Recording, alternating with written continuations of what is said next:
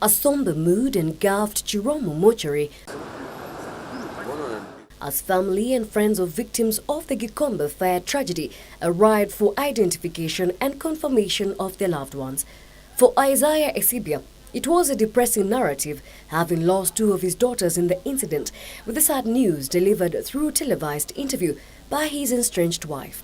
Kuona kwa news nikashtuka, nikaona ndiye anaojiwa na anasema watoto watatu. Kwanza nikapiga hesabu, yeye mwenyewe tumezaa naye watoto wawili. Mwenye alikuwa faa tuingie naye tuviumwili, mimi hata sijui ameenda hapo. Anahepa tu huku, za babake ako pale, babake akiuliza nani anasema mimi ni rafiki, na nimwambia basi kama ni DNA ni sawa, ni confirm basi, tu confirm na DNA. Postmortem for the 17 bodies at the facility have been concluded, though results for 9 of the victims would take a little longer. Of the 17, 9 persons were not identifiable because they had burnt beyond recognition. 8 people could be identified, and they have been identified by their relatives.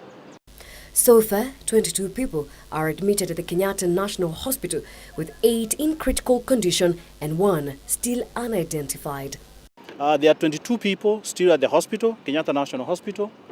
One of them, adult male, is in the burns unit and is unknown. But we also know that 9 persons have been reported pending or missing, and that Red Cross and others who are doing the tracing are addressing that point.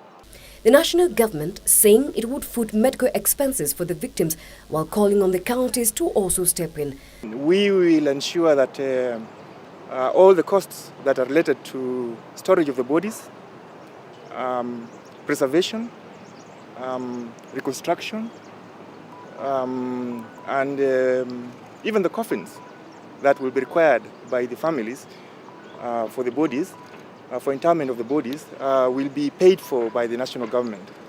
The only thing that probably we will have to coordinate with the counties.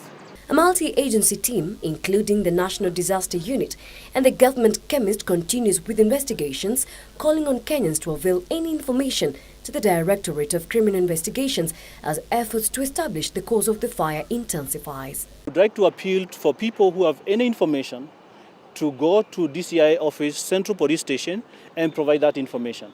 The latest fatal incident at the Popular Market has raised fresh questions over previous investigations into fire incidents failing to provide answers to the frequent fires at the facility. With the intricacies involved in the identification of victims from the Gikomba fire tragedy, the government is calling for patience from family members, noting the bodies would be released for burial once this process is completed.